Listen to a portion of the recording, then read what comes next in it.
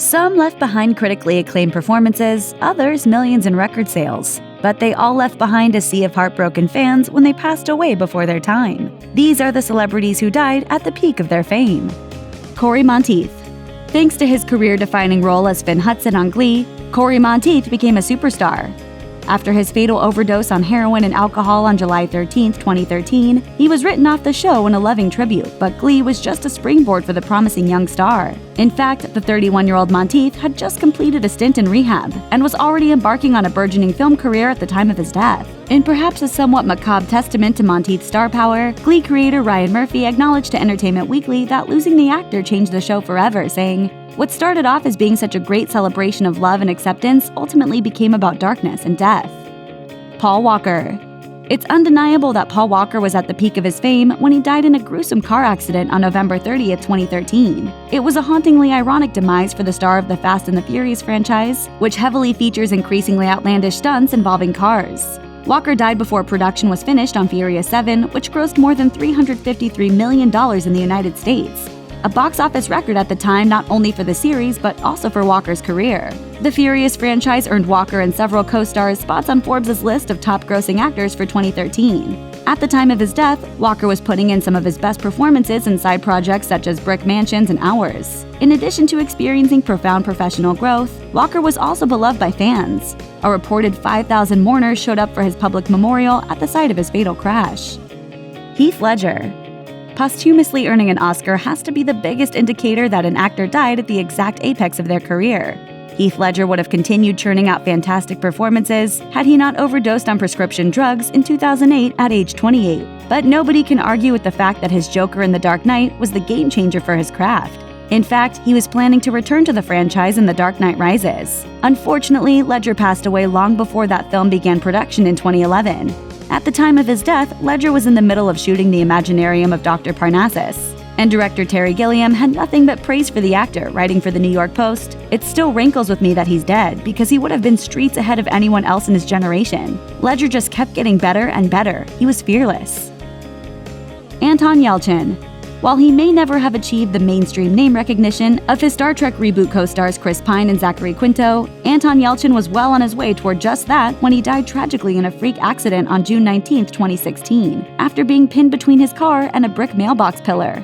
Before that cruel twist of fate, Yelchin was moving up from his successful career as an endearing supporting player.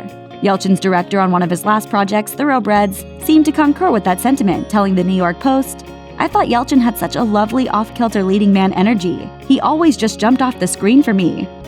River Phoenix. At the age of 23, River Phoenix had already received an Oscar nomination, played young Indy in Indiana Jones and the Last Crusade, and starred in the classic Stand By Me. Director Rob Reiner told Entertainment Weekly that Phoenix could have become one of the greatest screen actors of all time. By many accounts, Phoenix was poised to be the next leading man when he fatally overdosed on morphine and cocaine in 1993, outside the Viper Room, Johnny Depp's famous rock club in Hollywood.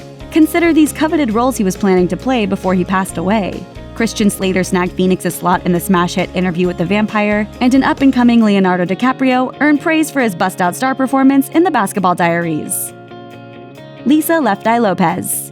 It's not always drugs or violence that claim the life of a celebrity. Car accidents can happen to anyone, and a particularly bad one in Honduras left Lisa Left Eye Lopes dead at the age of 30 on April 25, 2002. The feisty rapping component of TLC had traveled to the Central American country to shoot a documentary about her spiritual journey. MTV reported that at the time of her fatal car accident, Lopes was in a somewhat tumultuous phase of her career marked by a dispute over the release of her first solo album, and a move to sign with controversial producer Suge Knight. None of that seemed to matter to fans. When Lopes died, TLC was set to release a fourth studio album to follow their legendary Crazy Sexy Cool and Fan Mail. With millions of albums sold and 9 top 10 hits on Billboard's Hot 100, TLC was the female R&B group to beat until it lost Left Eye. Aaliyah. The list of stars who have the juice to operate under just one name isn't long, but Aaliyah was clearly on it. The R&B star died on August 25, 2001 at 22 years old in a plane crash after shooting a music video for what would become the hit single Rock the Boat. She had also just completed a starring role in the horror movie Queen of the Damned. Reacting to her death, Aaliyah's contemporaries lavished her with praise. Mega producer Timbaland said, "Beyond the music, she was a brilliant person, the most special person I ever met." While Diddy lamented, "Her time was coming, she was just about to explode." A true triple threat, Aaliyah had the presence, voice, and acting chops to follow in the famous footsteps of other successful singer-turned-actresses. Selena. A huge star in Latin pop markets, Selena Quintanilla Perez was shot and killed in 1995 by the president of her own fan club. She had just won a Grammy and was set to release her first English-language album. The titular hit song from that album, Dreaming of You, went straight to the top of the Billboard 200 chart, helping Selena realize her dream of crossover stardom, albeit posthumously. The album's first-day sales of 175,000 copies made it, at the time, the fastest-selling album by a female artist in pop history. Selena was so popular in both America and Mexico that NBC nightly news anchor Tom Brokaw dubbed her the Mexican Madonna. Tupac Shakur. Undoubtedly one of the most successful rappers of all time, Tupac Shakur represented West Coast hip-hop despite being born and raised in Harlem, New York. He died in 1996 at the age of 25 in a high-profile Las Vegas drive-by shooting, speculated to be related to the East Coast-West Coast hip-hop feud. Despite the mysterious circumstances surrounding his death, Shakur was so dominant in the rap game that he topped the Billboard charts while serving a prison sentence and released so many posthumous albums that he was still making money years after his death. According to Forbes, Shakur's estate brought in $9 million in 2007 alone, over a decade after his passing. By 2011, Shakur had racked up 11 platinum albums, 7 of which came from beyond the grave. So yes, to say he was only getting started when his life was cut short would be an obvious understatement. The Notorious B.I.G.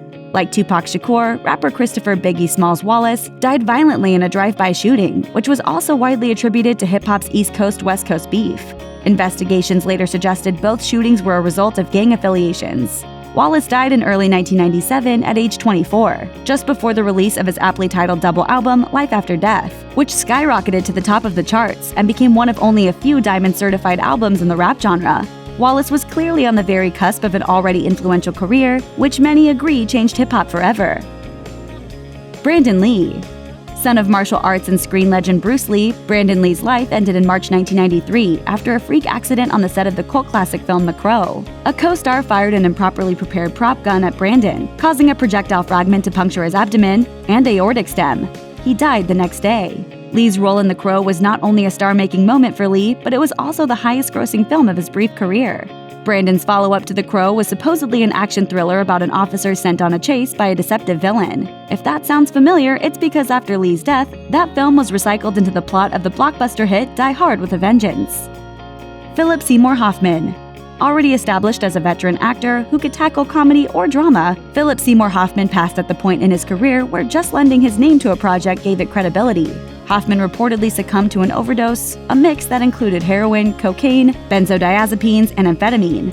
He died at 46 years old on February 2, 2014. He left behind performances in films such as God's Pocket and The Master, both of which demonstrated his powerful ability to woo the audience toward even the most despicable characters. Hoffman was not only starring in the highest-grossing franchise of his career at the time of his passing with The Hunger Games, but he'd also just completed a critically acclaimed run on Broadway as Willie in Death of a Salesman, a classic play in which Theater Mania praised his performance as award-worthy. This man was a modern classic.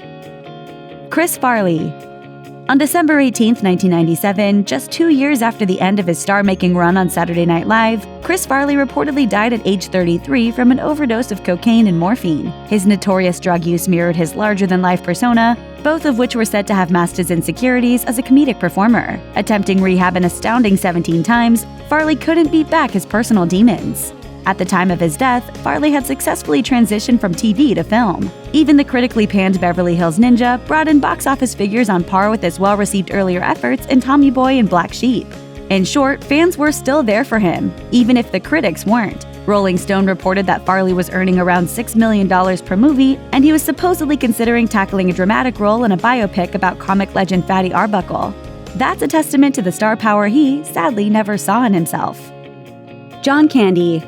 Comedic actor John Candy was a household name when he succumbed to a heart attack on the set of the Western send-up Wagons East in 1994. Before his death, Candy was appearing in what seemed to be an unstoppable string of hits. His successful career included Uncle Buck, Only the Lonely, Cool Runnings, and a fantastic cameo in Home Alone. Just a few years before his untimely passing, Candy had even proven his acting chops with a dramatic turn in Oliver Stone's JFK. Had Candy lived, he might have garnered the type of Oscar-winning success a fellow funny man turned dramatic actor Robin Williams. Phil Hartman. Saturday Night Live legend Phil Hartman died at age 49 at the hand of his own wife in a horrific murder-suicide. Hartman was at the height of his career when he was shot by his spouse in their San Fernando Valley, California home. Even Hartman acknowledged just a few years prior that he'd reached a pinnacle in his career, saying, "I've succeeded beyond my wildest dreams, financially and the amount of fun I have in my life." Beloved by co-stars and fans alike, Hartman dominated the TV comedy world with impressions, voice work, and acting. From SNL to news radio to The Simpsons. He stole any scene he was in as a bizarre Alcatraz prison guard in So I Married an Axe-Murderer, or in his role opposite Arnold Schwarzenegger in Jingle All the Way. There's no doubt we would have seen Hartman stealing the show for years on screens both big and small.